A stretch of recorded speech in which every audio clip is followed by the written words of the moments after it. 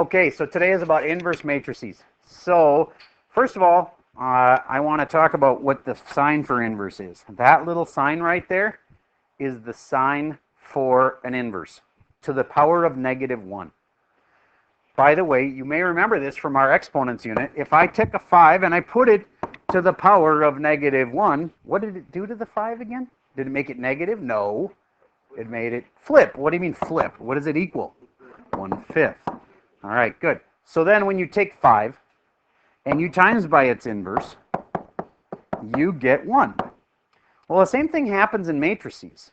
If I have a matrix, here's like one of the simplest matrices of them all, and I times it by its inverse, you don't know what it is yet. It's complicated. It's way more complicated than you would think. It's not just like flip this, flip this, flip this, and flip this. It doesn't work that way. Okay? But just like the one matrix isn't just 1, 1, 1, 1. It's more complicated than that. So anyway, this inverse that I will show you how to make, once I multiply these together, I will get 1, 0, 0, 1. Do you get I will get 1 when I multiply the inverses together? Okay.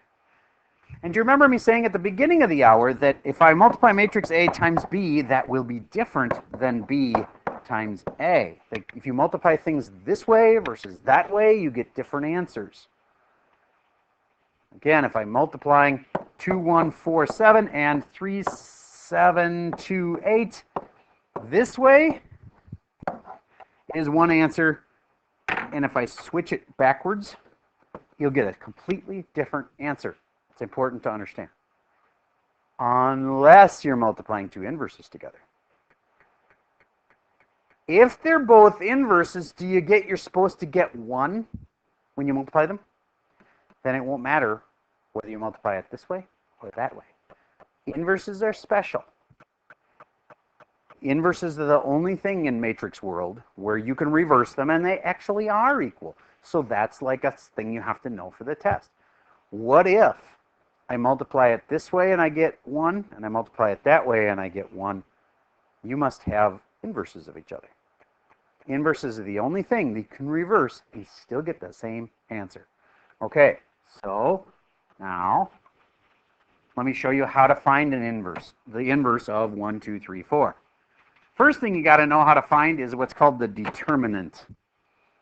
That's a whole different thing. It's not the inverse. It's called a determinant, and its abbreviation is found on the calculator. It's good because determinants are easy when they're 4 numbers like this, but when it's not, when it's like a 6x3 matrix or something, even the determinant is really hard. The calculator can do it for you, though. But do you get DET as a logical abbreviation of determinant? All right. So how do I find the determinant of this thing? It's really, really easy. I bet you'll figure out what I'm doing. I'm just going to do it, and you'll figure out what I'm doing.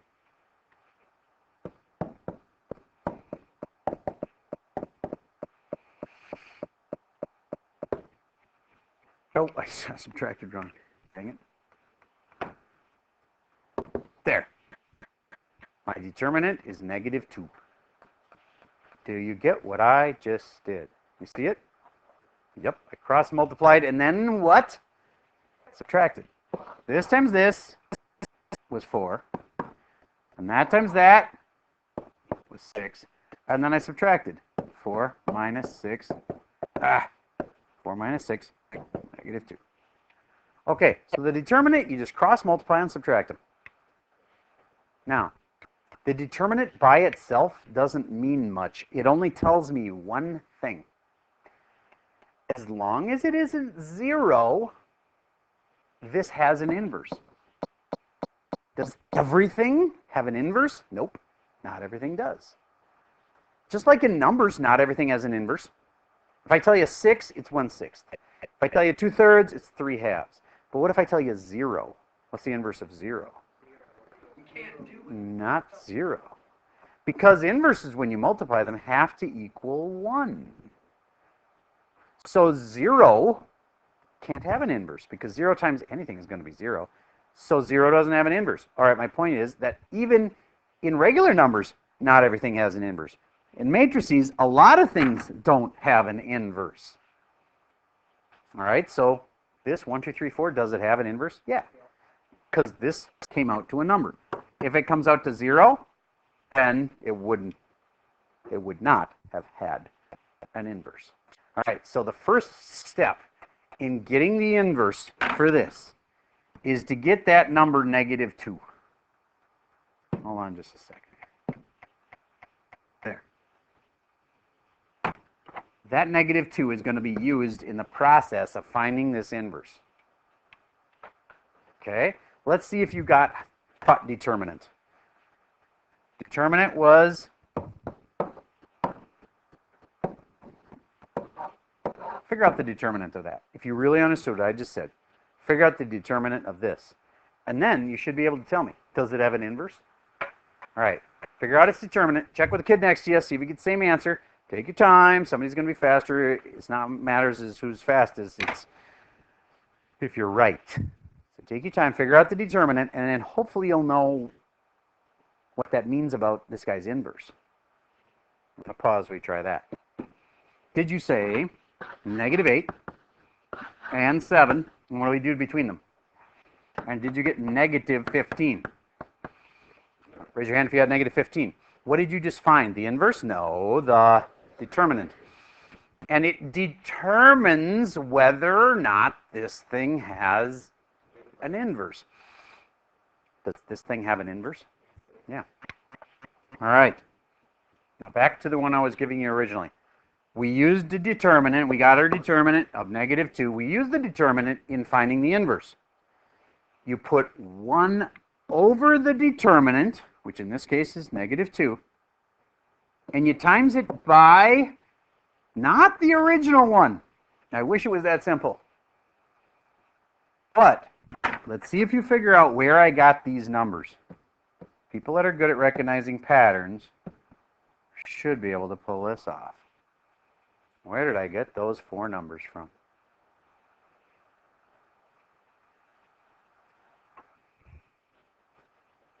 Math has a lot of patterns in it. Are you seeing what happened here?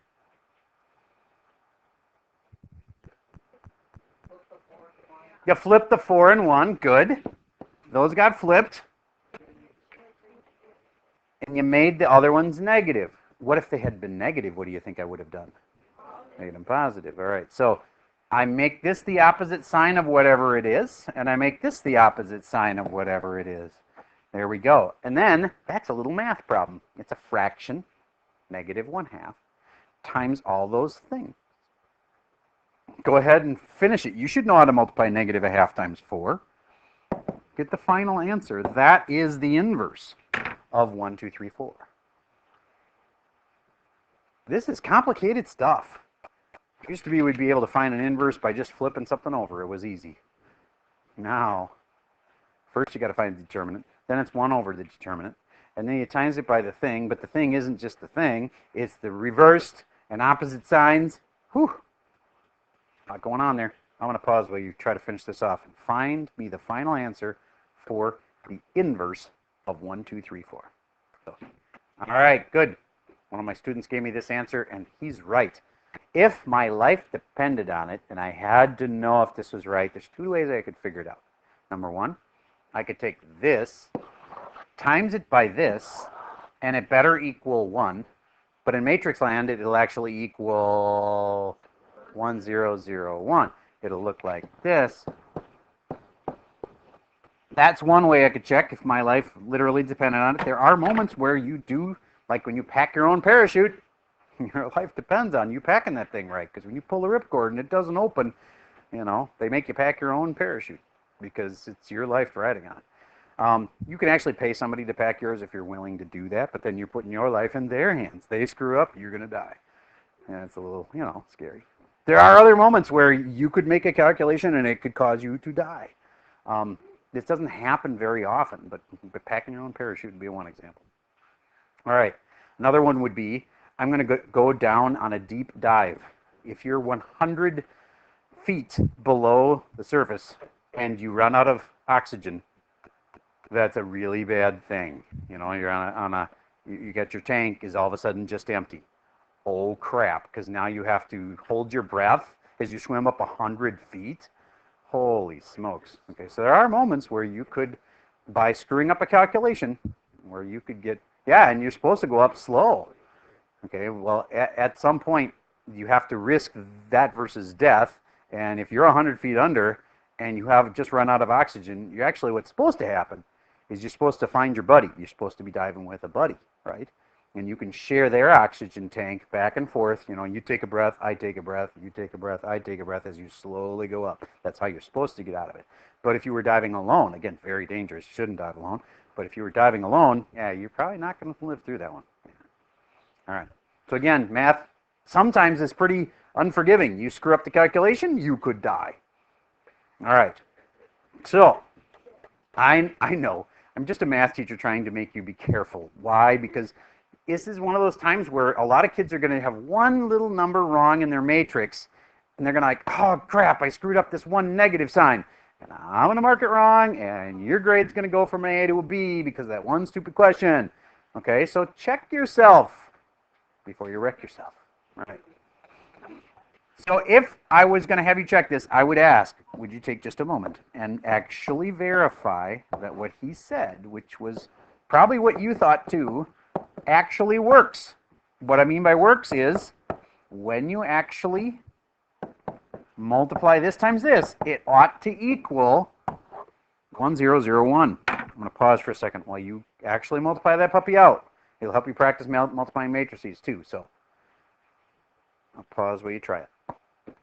All right, let's cut to the chase. These are always rows. These are always columns. Have you noticed that? That's how it's always going to go when you're multiplying.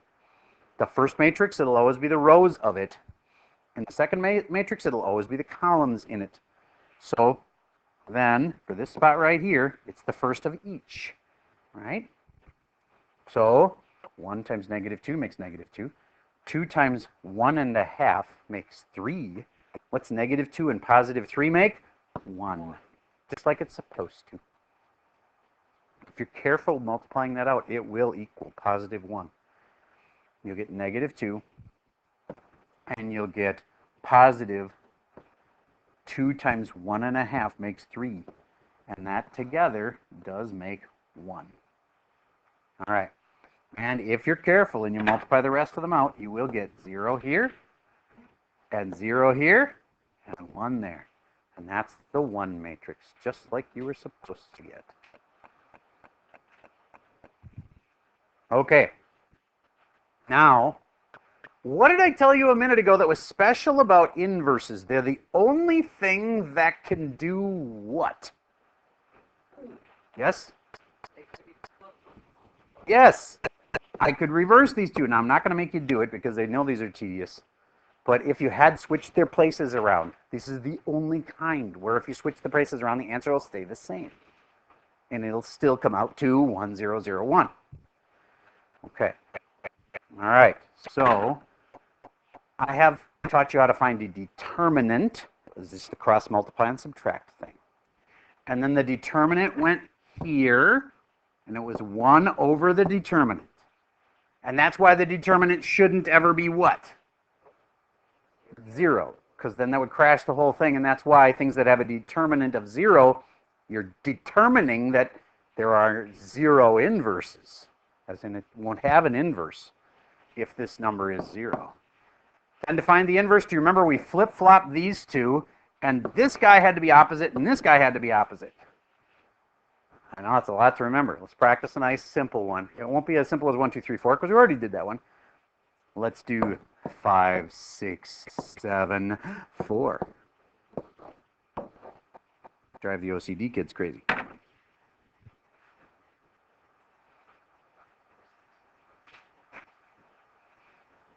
All right.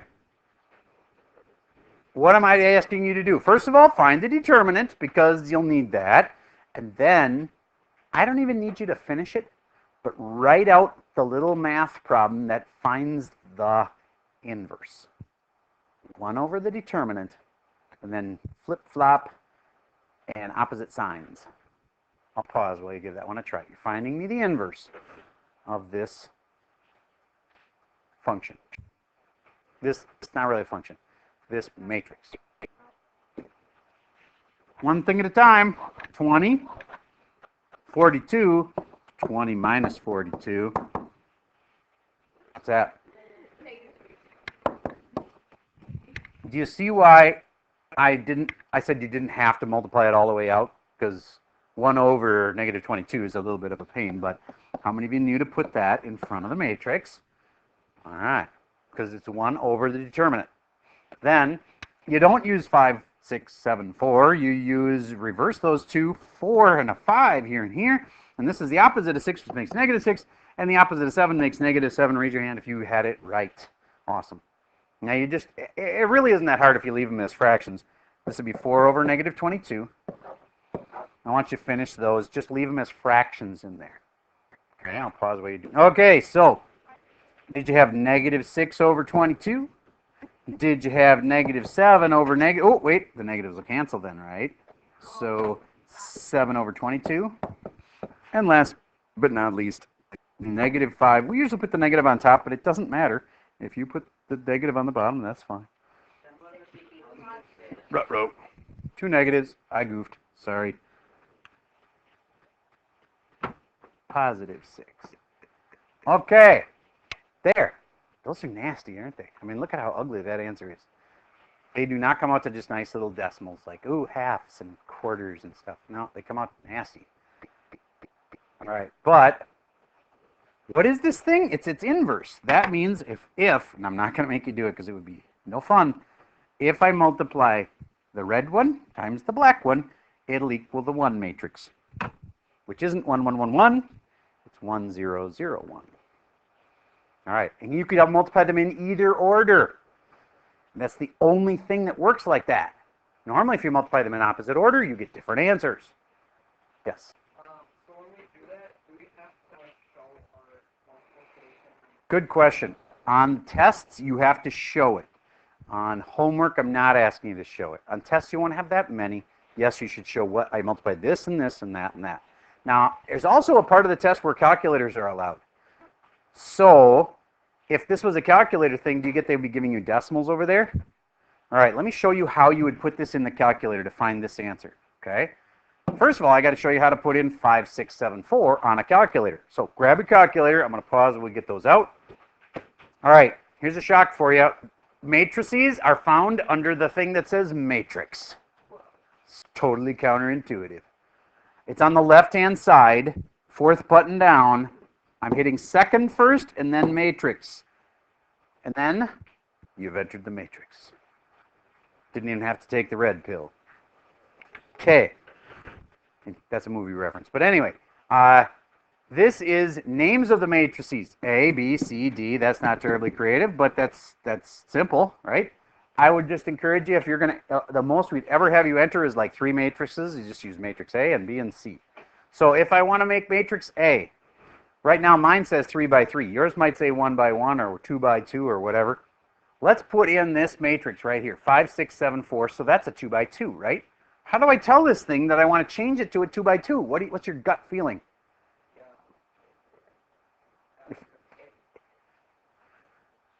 Nobody? Edit. There it is. Edit. You want to edit that matrix. You arrow over a couple times. See where it says edit? We're editing matrix A and then hit enter. Now once I'm in there, it says it's a 3 by 3. Well, yours might say 2 by 2. I don't know. I'm going to change it to 2 by 2. 2, enter, 2, enter.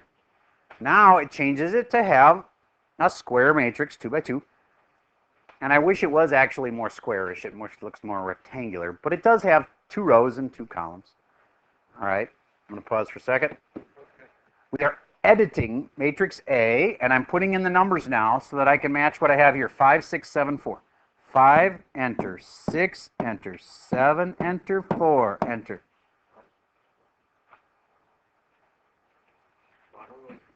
All right, I'm going to pause for a second. I'm going to help some people with tech issues. Okay, so we're caught up. It looks like everybody's got 5, 6, 7, 4 entered. Now, how do I actually find its inverse? Well, first of all, let's show you how to find its determinant.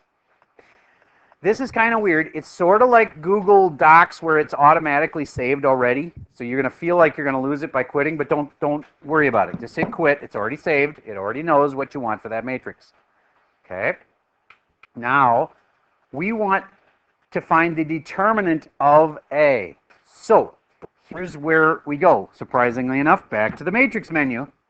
But this time, we're trying to do some math on a matrix.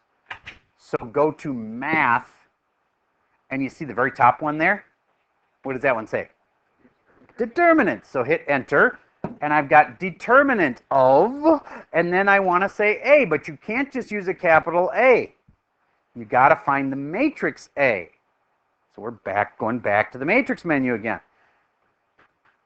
Determinant of matrix A, Enter. Now you see how it says determinant of A? If you really want to close the parentheses to make it look nice, you can, but actually you wouldn't have to. Hit Enter, and there it is. The determinant was negative 22. You remember doing that? Okay, so it can do determinants, but even better, it can do inverses. So this is a little different because you don't have to say inverse of. You actually put in the A first and then put it to the -1 power. All right. You guys having challenges back there, or what's going on? Tech issues? All right. Thank you for helping fix those. All right. You may have to watch the video to see how to do this later. So I'm going to inverse of A. So I got to put in A first. Everybody go to matrix and then hit Enter. That brings up the A. How do I do inverse of A then? A to the -1. Very good. A to the there's a button for that. There's the X to the -1 button, does just that. Now you can go caret -1 and it'll work, but this is faster.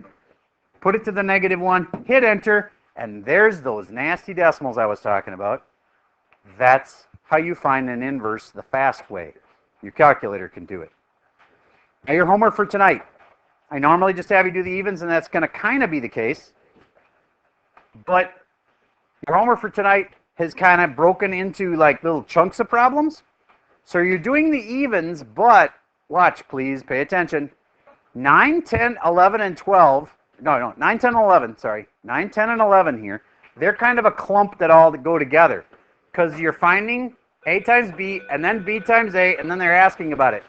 You have to do all 3 of 9, 10, and 11, but you may skip the last 3 questions. That keeps it down to just doing, on average, every other problem. But do 9, 10, and 11, but you may skip the last 3. That's all I got for you for today. You're doing the evens, except you have to do all of 9, 10, and 11.